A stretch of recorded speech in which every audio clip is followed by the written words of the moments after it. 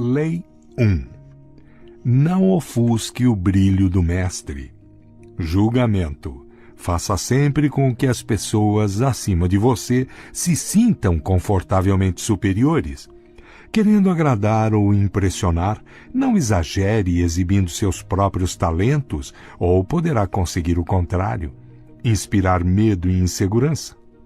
Faça com que seus mestres pareçam mais brilhantes do que são na realidade, e você alcançará o ápice do poder.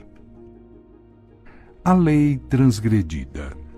Nicolas Fouquet, ministro das Finanças de Luís XIV nos primeiros anos do seu reinado, era um homem generoso que gostava de festas pródigas, mulheres bonitas e poesia. Gostava também de dinheiro, visto o seu estilo de vida extravagante. Fouquet era inteligente e indispensável para o rei, portanto, quando o primeiro-ministro, Jules Mazarin, morreu em 1661, o ministro das Finanças esperava ser nomeado seu sucessor. Mas o rei decidiu abolir esse posto. Este e outros sinais levaram Fouquet a desconfiar de que estava perdendo prestígio, e ele então decidiu agradar ao rei organizando a festa mais espetacular jamais vista no mundo. Aparentemente, a festa era para comemorar o término da construção do castelo de Fouquet, Vaux-le-Vicomte, mas a sua verdadeira função era prestar uma homenagem ao rei, convidado de honra. A nobreza mais ilustre da Europa e alguns dos grandes intelectuais da época, La Fontaine, La Rochefoucauld, Madame de Sévigné, estavam presentes. Molière escreveu uma peça para a ocasião, na qual ele mesmo deveria representar no encerramento da noite. A festa começou com um farto jantar de 7 pratos, alguns vindos do Oriente e jamais provados na França, assim como outros criados especialmente para aquela noite. A refeição foi acompanhada de música encomendada por Fouquet para homenagear o rei. Depois do jantar, havia um passeio pelos jardins do castelo. Os pátios e fontes de Vaux-le-Vicomte seriam a inspiração para Versalhes. Fouquet acompanhou pessoalmente o jovem rei pelos canteiros de flores e arbustos alinhados geometricamente. Chegando aos canais dos jardins, eles assistiram a espetáculos de fogos de artifício, seguidos da representação da peça de Molière. A festa entrou pela noite adentro e todos concordaram que nunca tinham visto nada mais espantoso. No dia seguinte, Fouquet foi preso pelo chefe dos mosqueteiros do rei, D'Artagnan.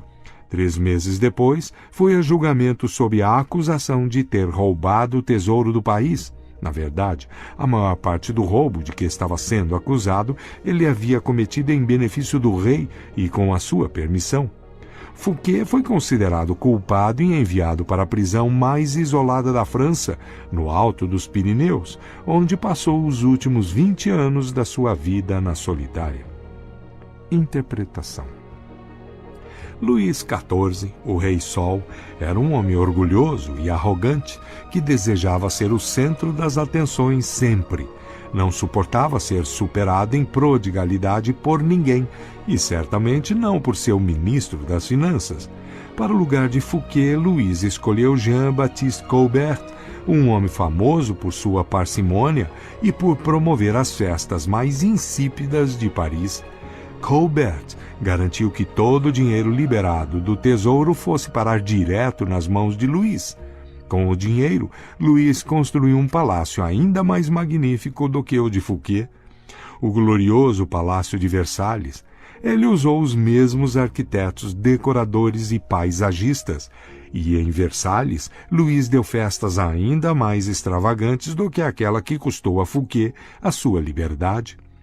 Vamos examinar a situação. Na noite da festa, quando Fouquet ia apresentando a Luís um espetáculo após outro, cada um mais imponente do que o anterior, ele imaginava estar demonstrando a sua lealdade e devoção ao rei. Não só ele achava que a festa o faria cair de novo nas graças do rei, como pensava que ela mostraria o seu bom gosto, as suas relações e popularidade, tornando uma figura indispensável ao rei e provando que ele seria um excelente primeiro-ministro.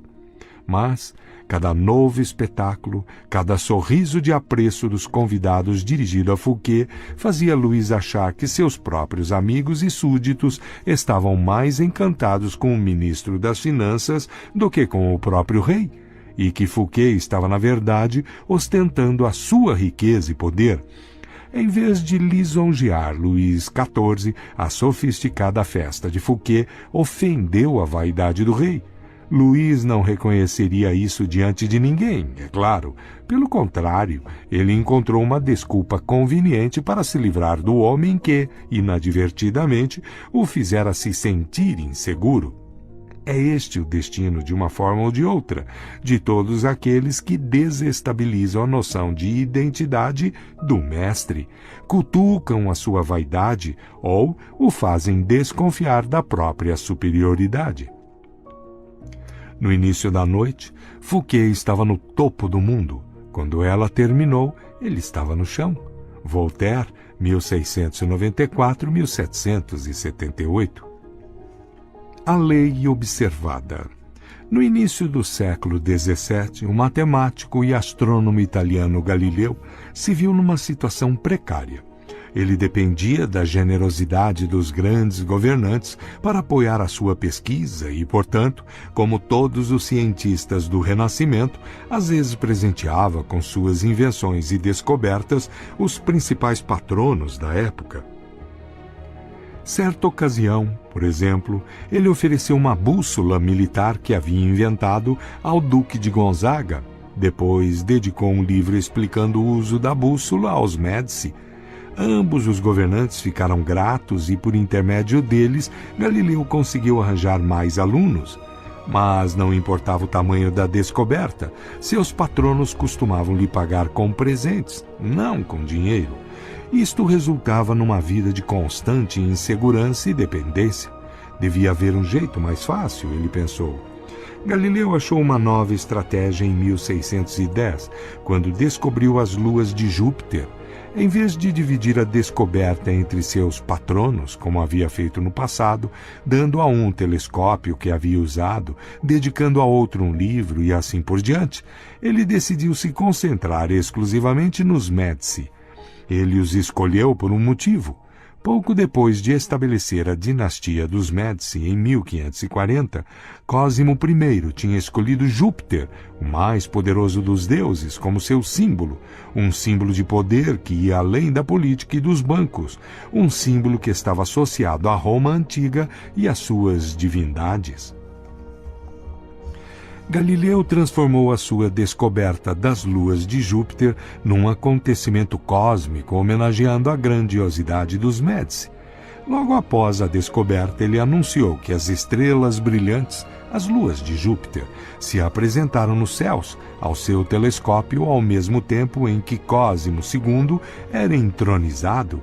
Ele disse que o número de luas, 4, se harmonizavam com o número dos Médici.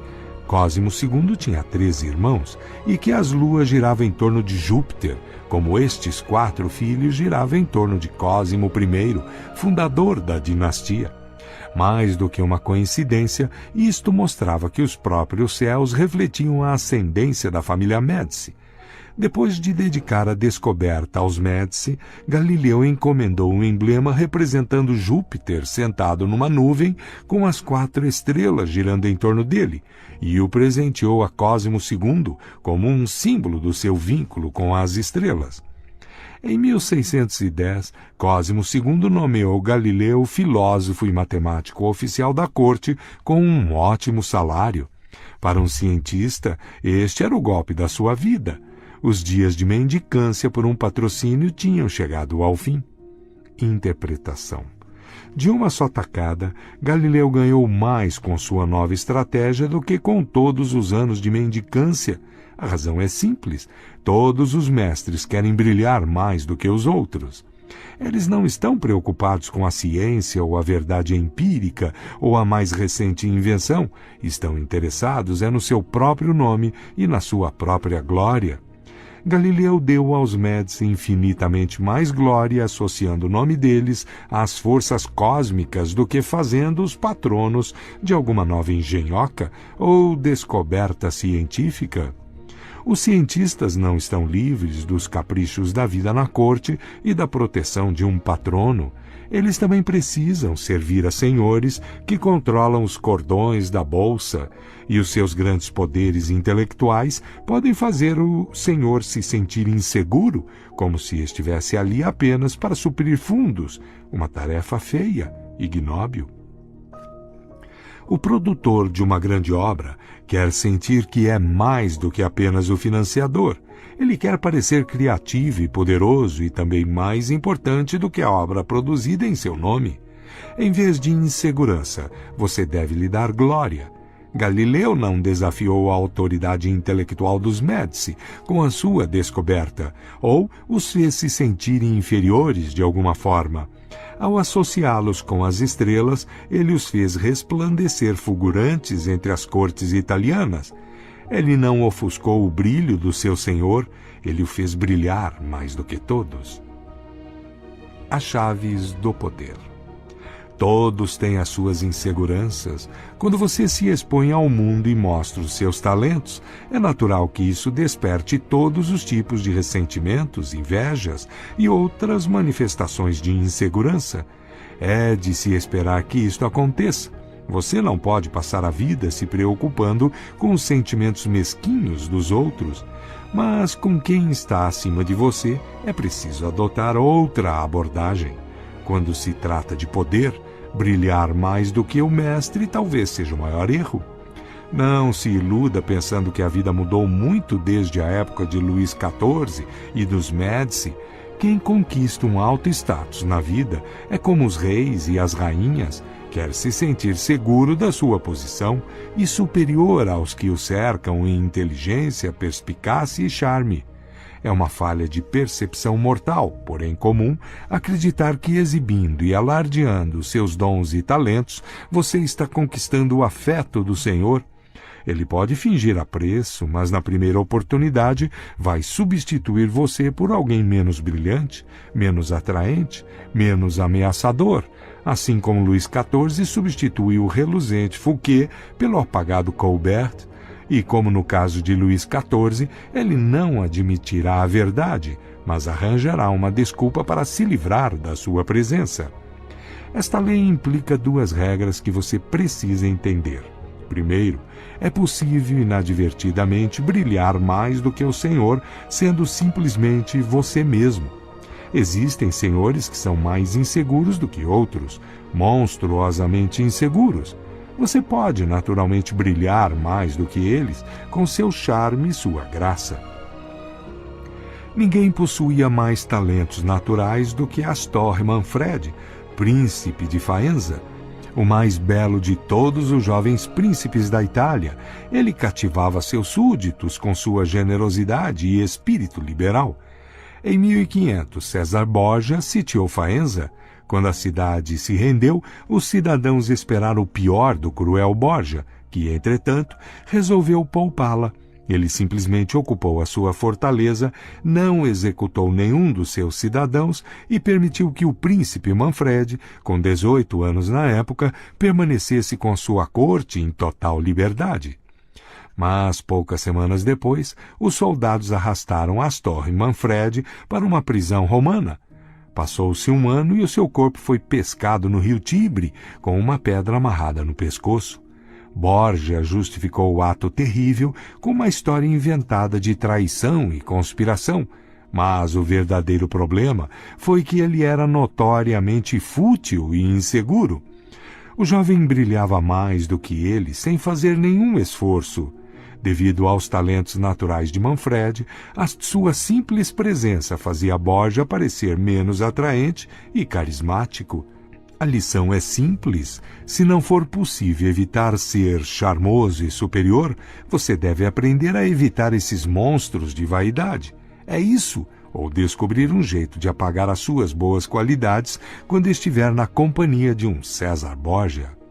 Segundo, não imagine que pode fazer tudo o que quiser porque o Senhor gosta de você. Livros inteiros poderiam ser escritos sobre favoritos que caíram em desgraça por considerar garantido seu status, por ousar brilhar. No Japão do final do século XVI, o favorito do imperador Hideyoshi era um homem chamado Sei no Rikyu, principal artista da cerimônia do chá, que tinha se tornado uma obsessão da nobreza. Ele era um dos conselheiros de maior confiança de Hideyoshi, tinha o seu próprio apartamento no palácio e era homenageado por todo o Japão. Mas, em 1591, Hideyoshi mandou prendê-lo e condenou-o à morte. Rikyu preferiu se suicidar. A causa desta repentina mudança de sorte foi descoberta mais tarde. Parece que Rikyu, antes um camponês e depois favorito da corte, tinha mandado esculpir uma estátua de madeira retratando-o de sandálias, sinal de nobreza, e com uma pose arrogante. Ele tinha mandado colocar a estátua no templo mais importante dentro dos muros do palácio, bem à vista da realeza que costumava passar por ali. Para Hideyoshi, isto significava que Rikyu não tinha senso de limite. Presumindo ter os mesmos direitos da mais alta nobreza, ele se esqueceu de que a sua posição dependia do imperador e chegou a acreditar que a havia conquistado por si próprio. Este foi um erro de cálculo imperdoável e ele pagou com a vida. Lembre-se do seguinte: não considere garantida a sua posição e jamais deixe que um favor recebido lhe suba à cabeça. Sabendo dos perigos de brilhar mais do que o seu senhor, você pode tirar vantagem desta lei. Primeiro, você precisa elogiar e cortejar o seu senhor. A bajulação explícita pode ser eficaz, mas tem seus limites. É por demais direta e óbvia e causa má impressão nos outros cortesãos. Cortejar discretamente é muito mais eficaz. Se você é mais inteligente do que o seu senhor, por exemplo, aparente o oposto.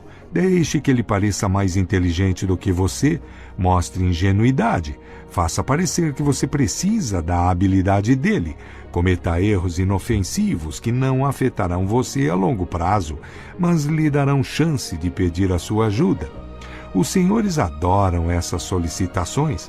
O mestre que não conseguir presenteá-lo com a sua experiência pode deixar cair sobre você a sua ira e a sua má vontade. Se as suas ideias são mais criativas do que as do seu mestre, atribua-as a ele da maneira mais pública possível. Deixe claro que o seu conselho está simplesmente repetindo um conselho dele. Se você for mais esperto do que o seu mestre, tudo bem representar o papel de bobo da corte, mas não o faça parecer frio e mal-humorado em comparação. Apague um pouco o seu senso de humor, se necessário, e descubra como fazer parecer que é ele que está divertindo e alegrando os outros. Se você for naturalmente mais sociável e generoso do que seu senhor, atenção para não ser a nuvem que vai toldar o seu brilho aos olhos dos outros. Ele deve parecer como o sol em torno do qual todos giram, irradiando poder e brilho, o centro das atenções. Se você for responsável por distraí-lo, a exibição dos seus meios limitados conquistará a simpatia dele. Qualquer tentativa de impressioná-lo com a sua graça e generosidade pode ser fatal. Aprenda com Fouquet ou arque com as consequências. Em todos estes casos, não é fraqueza disfarçar a sua força se no final eles o levarem ao poder. Deixando que os outros empanem o seu brilho, você permanece no controle da situação, em vez de ser vítima da insegurança deles. Isto será muito útil no dia em que você decidir elevar o seu status inferior. Se, como Galileu, você conseguir que o seu senhor brilhe ainda mais aos olhos dos outros, então você é um enviado dos deuses e será imediatamente promovido. Imagem. As estrelas no céu. Só pode haver um sol de cada vez. Não ofusque a luz do sol ou rivalize com seu brilho. Pelo contrário, vá desaparecendo no céu e descubra como tornar mais intensa a luz do mestre. Autoridade. Evite brilhar mais do que o Senhor. Toda superioridade é odiosa, mas a superioridade de um súdito com relação ao seu príncipe não só é estúpida como fatal. Esta é uma lição que as estrelas no céu nos ensinam. Elas podem ser aparentadas com o sol e tão brilhantes quanto ele, mas nunca aparecem em sua companhia. Baltazar Gracian, 1601-1658. O inverso. Você não pode ficar se preocupando em não aborrecer todas as pessoas que cruzam o seu caminho, mas deve ser seletivamente cruel. Se o seu superior é uma estrela cadente, não há perigo nenhum em brilhar mais do que ele. Não tenha misericórdia.